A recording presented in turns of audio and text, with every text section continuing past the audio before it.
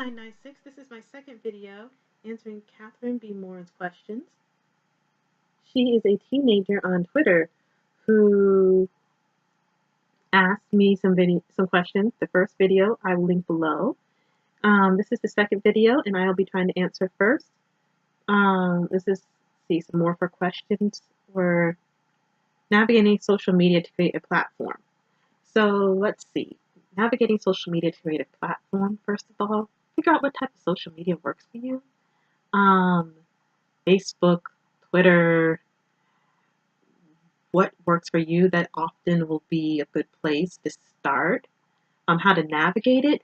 I think you might want to actually, if you have a pen name, maybe have a pen name for your actual writing, and make sure you follow other authors that you enjoy, other people who are interested in reading, types of works that you like. Do you like sci-fi fantasy? Do you like just regular coming of age stories? Do you like thrillers?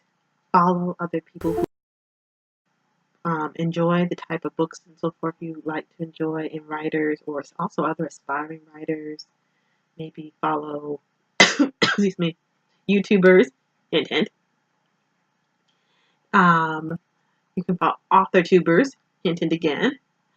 And you can also maybe have that be separate from if you have a different type of personal account, so that it's more so tailored to writing. Or if not, make sure that you're maybe have a second account where it's more so following having to do with writing, a lot of things that are writing related. Or just make sure that you're following enough other people. Hopefully they'll follow you back if they find things interesting. Maybe post about your writing journey. You don't have to tell people all your business online. However, you can do is write a little bit here, write a little bit there, write a little bit everywhere. Write about if you like to write children's stories. I mean, you're a teenager. This is more so targeted towards teenagers, so I'm guessing you probably don't want to write children's stories. But if you did, then follow other children writers, other young adult writers. I mean, that'd be awesome. Follow them. I'm sure try to connect with people. Try to give little tidbits about maybe, hey, I finally finished my first draft, or I finished this short story, or I'm editing. I said, I'm really glad I'm doing this. Or if you have beta readers, about giving away plot details, like, hey, beta reader told me I need to be more aware of how some characters might come off differently than the way I want to.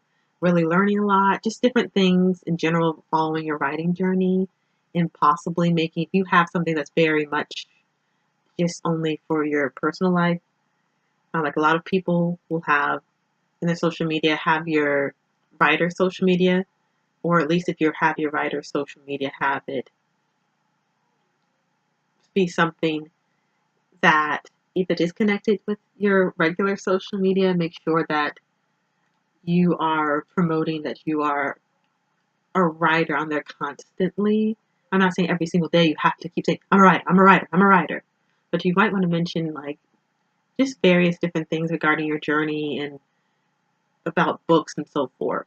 Also, as far as navigating social media, I mean, I'm starting the AuthorTube. If you want to start AuthorTube, if you're, of course, a minor, you're a teenager, ask your parents' permission and go to find out what type of rules or regulations YouTube has for teenagers. But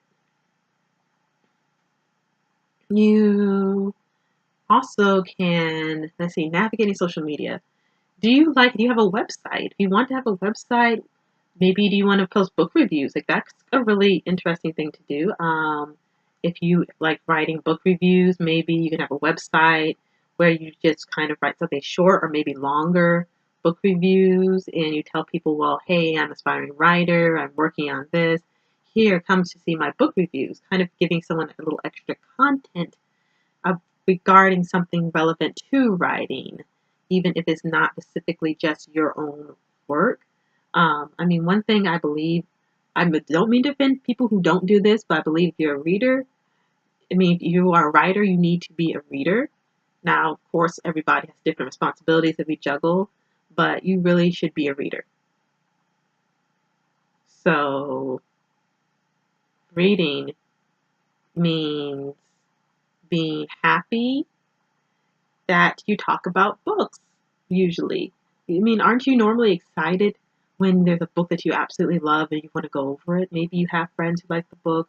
Maybe there are people who you have friends that aren't really into the books that they like to read, but they're cool that you get to tell them about it, but they're not really interested in some of the books that you read. For instance, I have some friends that we have different books that we're interested in reading. We can discuss them, but I've also had other books that they really didn't seem to have much of an interest in, such as I loved The Sisterhood of Traveling Pants.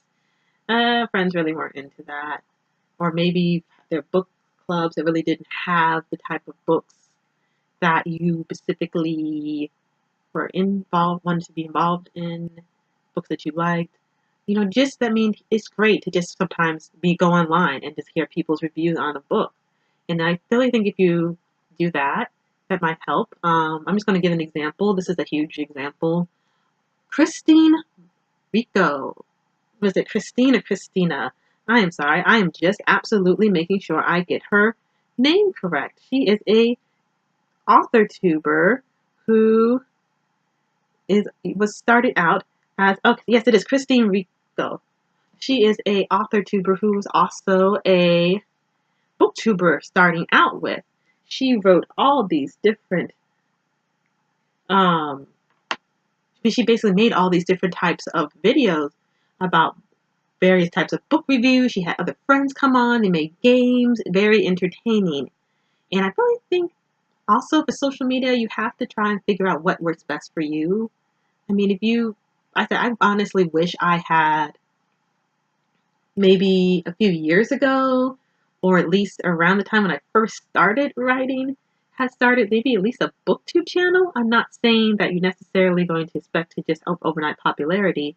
With the example I gave of Christine Rico, she started as a booktuber, eventually had a book that she published that I'm on a waiting list now waiting for so I could start reading it, called Again But Better.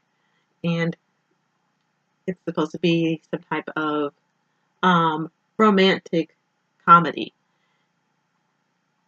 I mean, here's the thing. I don't even know 100. I'm going to just admit this. I didn't even look up too much about her book because I figured I just wanted to be surprised this time. And you know why? Because I just want to read it because honestly, I loved her videos. Now, I'm not saying to expect this to happen, expect that you're going to have this overnight sensation or this wonderful YouTube channel if you do book reviews or just on a website or anything. But sometimes writing book reviews and letting people know, hey, I have articulate thoughts and so forth about these books I'm reading, other than, yeah, man, it was awesome, or it sucked, dude. Something like that can be really, really helpful. Okay? It can be very helpful. Also, well, she has a question asking next steps you should take once you feel you finish editing a piece. I'm still not at that point yet, but I can tell you I think you should either before then, hopefully, or around that time, definitely try to, hopefully by the time you're there, know if you want to try the traditional publishing route or the self-publishing route. Look at pros and cons, watch videos on YouTube, do research. Don't assume self-publishing is just the easy way. I personally am trying to go the traditional route. However, I do know people who self-publish, and that's a lot of work. It often has to do with putting a lot of your own resources for the money, even though you do have most of the time, from what I've heard, like 100% creative control.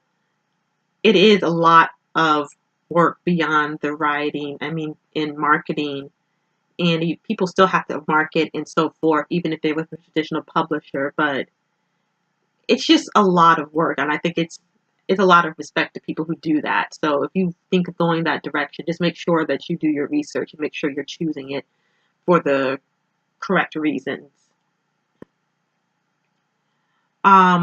Also, things that you should do are learn to be your, it's kind of like, even though I think people on social media sometimes they want to post everything, it looks wonderful and nice. It's pretty much what do, oh yes, this is great, this is my progress, and so forth. Navigating social media as far as helping with your writing career, be aware that everybody, no one's perfect, so no matter how great someone's writing stuff is going, nobody's perfect, so that doesn't make you get too down about if you're struggling in any area of your writing. I think that also helps you navigate social media when creating your platform. Um, let's see, back to other things you should do about once you finish editing, figure out if you want to hire an editor. I know that some people actually, even if they're going to traditionally publish, they will hire an editor to try to make sure it is as great as it needs to be before they send it off. Figure out if that's something that you want to do, something you're able to afford to do. If you're a teenager, of course, I'm guessing you have to get your guardian or parents' permission. You know, it could be another relative, whoever it is that you are with. Also figure out maybe if you're are you able to save that money. Make sure that you're going to get an editor that is a legitimate person, that is not just some random guy or some random woman who's like, you know what, I like to write and I'm really good at editing and stuff. Yeah. By the way, give me $100 for every chapter you need. Yeah, that's how much it's gonna be. Figure out what exactly the normal prices might be, ask them why they're charging them, see if you get recommendations from other writers, legitly check them out if you're in a writing group. That might be another way of trying to check them out. Other things when you're editing. They find out about query letters, possibly find out about query. Yeah, find out about query letters, which is basically letters to try to get possibly get an agent so you can go to traditional publishing. Maybe see about contests such as Pitch Mad or just various different types of contests to put your book into, or so you might want to see if you can win a contest, see if you can go to a writer's conference. Sometimes, if you don't, the writer's conference can be kind of expensive, and maybe you and your family can't pay for that. I know for myself personally, I like to do is I can volunteer.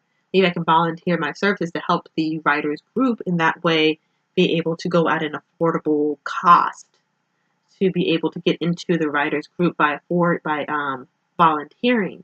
See if you can manage a way to volunteer time maybe, and if you're in a writers group and see if they allow minors how much responsibility they allow you to help as far as what the rate would be.